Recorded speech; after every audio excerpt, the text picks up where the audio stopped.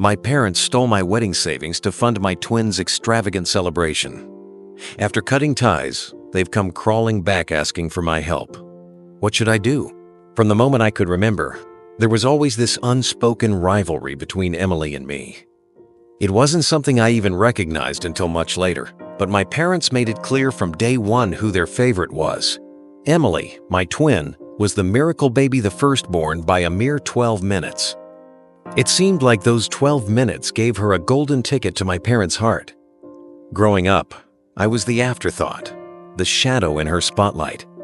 I remember it from kindergarten when we performed in the school play. I was the lead in Little Red Riding Hood. Yet my parents barely noticed, too busy comforting Emily after she stumbled over her lines as a flower. It didn't end there. Every achievement I had, from science fairs to getting good grades, was met with indifference. But when Emily so much as sneezed, it was a grand event. My parents told jokes about how Emily was their firstborn, as if somehow those extra 12 minutes made her more deserving of everything. No matter how hard I tried, no matter how much I accomplished, nothing ever seemed good enough. The sting of this favoritism cut deeper with each passing year. I tried to convince myself that it didn't bother me, but it did. Every award I brought home, every honor I earned, was always overshadowed by Emily's constant need for validation. And I was left in the background, invisible, questioning my worth in a family that seemed to see everything, me. The emptiness was suffocating, but I never voiced it out loud, convincing myself that my effort alone would one day be enough. But it never was. As the years passed, I grew more determined to prove myself, not just to my parents, but to myself. It wasn't just sibling rivalry anymore. It was a fight for my own recognition in a family where I had always been invisible. I joined every club I could, participated in student council, and even took on extracurricular activities that would challenge me to push my limits. I worked tirelessly, staying up late into the night, studying, researching, and perfecting every project. I wanted to prove that I wasn't just Emily's shadow.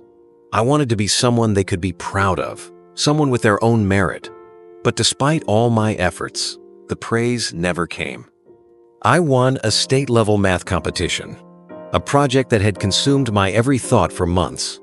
Yet, when I returned home, my parents were more concerned about Emily's soccer game than my accomplishment. I could see it in their eyes. I had become nothing more than a background noise in the chaos that was Emily's world. And yet, I kept going. Each victory, each achievement, felt more and more hollow because it was never acknowledged. I was left standing alone, waiting for someone to tell me I was enough, waiting for them to finally see me. But it never happened. I was trapped in this endless cycle of striving for something I could never seem to attain. The harder I worked, the more invisible I became. It was like being on a treadmill, running faster and faster, but never getting any closer to the finish line. My accomplishments no longer mattered.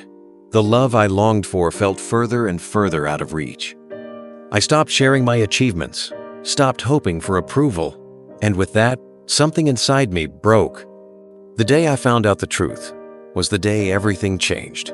I had been fighting for years to earn a place in my family's heart, to be seen for who I was, and to have my worth recognized. But the moment my uncle let the secret slip, everything fell into place, and it shattered me. I was the accident, the unplanned child who had never been fully embraced. My parents had never intended to have twins. They had been devastated by the news, and instead of adjusting, they made a choice. Emily, the firstborn, was their miracle. She was the one they had invested their love and energy into. I had never been the daughter they wanted. It hit me like a punch to the gut, the truth that I was nothing more than an afterthought to them. I had spent my whole life chasing their approval, bending over backward, trying to prove I was worthy of love. But I wasn't. The realization was a brutal wake-up call. No amount of accolades, awards, or achievements would ever matter to them. Emily was always their golden child. The sting of this truth burned deeper than any rejection I had ever felt. That night, something inside me broke. I finally let go of the desperate need for their validation. I couldn't keep fighting for something I'd never have. And with that, I made the hardest decision of my life. I was done. I wasn't going to waste another second trying to earn their love. I would build my life on my own terms. I couldn't believe what I was hearing when my uncle told me how my parents had used my inheritance to fund Emily's lavish wedding. The money, my money, meant for both of us, had been taken without my consent, spent on her extravagant celebration as if my share had never existed. I could feel my blood boiling as the words sank in. My grandmother had left us a legacy, a gift she specifically wanted us to share equally, knowing how unfairly I had been treated by my parents. It was meant to be my safety net, something I could rely on, something that was just for me. But that dream was ripped away in an instant, as if I was nothing more than an afterthought. I confronted my parents, my heart racing with fury. When I asked them about the wedding fund, their response was dismissive, as if it was no big deal. "Oh, honey, we were going to tell you eventually," my mother said, brushing it off with a wave of her hand. But what hurt the most wasn't just the money. It was their complete lack of empathy. Emily, their beloved, had needed the money more, they argued.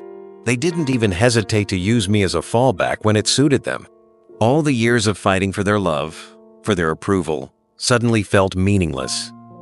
The realization hit like a storm, washing away any remaining affection I had for them. In that moment, I knew what I had to do.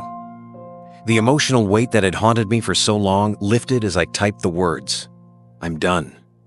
I couldn't be their pawn anymore. I hit send, severing the ties that had bound me to them for so long. I was free, but it was a freedom born from pain. A pain that cut deep, yet for the first time, felt like victory. The moment I sent that email, I felt the weight of a lifetime of hurt finally lift off my shoulders. I had cut them off my parents, my family, the people I had desperately sought approval from for so long. It wasn't just the money, though. That was a huge betrayal. It was everything they had done to me over the years, all the moments they had ignored me, all the times I had been overshadowed by Emily. I wasn't just angry anymore. I was done, completely done. For the first time in my life, I was living for me, not for them. But that didn't mean they were done with me. 2 years later, when they needed my help, they came crawling back. My mother's voice trembled on the phone, desperate and weak, but all I felt was cold indifference. She didn't ask how I was doing, didn't even acknowledge the years of pain. She needed money, and that was it. My father was in critical condition, she said. They were desperate. I felt nothing. All I could think about was how they had treated me for so long, how they had never been there for me. They wanted help now? They had never helped me when I needed it most. The decision was clear. I couldn't go back. Not this time. I hit delete, blocking them again. The silence that followed my decision to cut them off felt like a cold, suffocating fog. For weeks, I didn't hear a word from my family. I had thought I would feel relief, but instead, I was left with a hollow emptiness. The numbness grew as the days passed. I focused on my work, my new life, everything that didn't involve them. I had made the choice to stop chasing their approval, to stop being the invisible daughter, but the weight of years of abandonment and neglect lingered like a shadow. Then came the calls. The calls I knew would eventually come. It started with my uncle. His voice wavered with unease as he explained that my parents were in serious trouble, that they were in the hospital after a car accident. They wanted to see me, he said. The guilt immediately struck me, but I fought it back. I had spent years trying to earn their love, only to be ignored, only to be used when they needed something. This time, it was different. This time, I had to stay strong. As I hung up the phone, the reality hit me. I was in a position to help them financially, emotionally, but I didn't want to. I couldn't go back to being their safety net, the one they turned to when everything fell apart. They had done this to themselves. They had never truly seen me. The anger that had been simmering inside me for years rose up once again. I wasn't their fallback option anymore. I blocked their numbers, and for the first time in my life, I chose me. I never expected them to come back, not after everything. But 2 years had passed, and my phone rang again this time. It was my parents. They needed my help. Their voices were weak, full of desperation, but there was something in their tone that made my blood run cold. It wasn't remorse or understanding for the years of neglect and favoritism. No, it was simply a plea for money. My mother's voice quivered as she told me that my father was in critical condition and that their insurance had lapsed. The medical bills were mounting, and they didn't know where else to turn. I felt a surge of anger bubble up inside me, hot and bitter. My stomach twisted. Was this really happening? After all the years they spent favoring Emily, after all the times they ignored my accomplishments, now they wanted me to save them? The sheer audacity took my breath away. I couldn't believe they were reaching out only because they needed something from me. There was no love, no attempt to mend the wounds they had caused. I wasn't their daughter, their child. I was just a bank account. But this time, I wasn't going to fall for it. I wasn't going to cave to their manipulation. I could help them, yes, but that would mean going back to being their fallback. I had spent my whole life being their second choice, their safety net when everything went wrong. I wasn't going to do it again. I blocked their numbers without hesitation. It was time to stop being the person they only remembered when they needed something. I had nothing left to give. Not anymore. I sat in my apartment, phone buzzing relentlessly, and for the first time in years, I felt completely at peace. My family's chaos no longer had a hold on me. They had tried everything to get back into my life.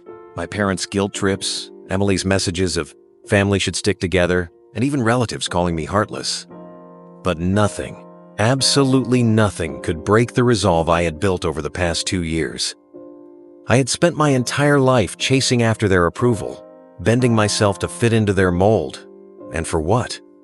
To be used, ignored, and belittled? No more.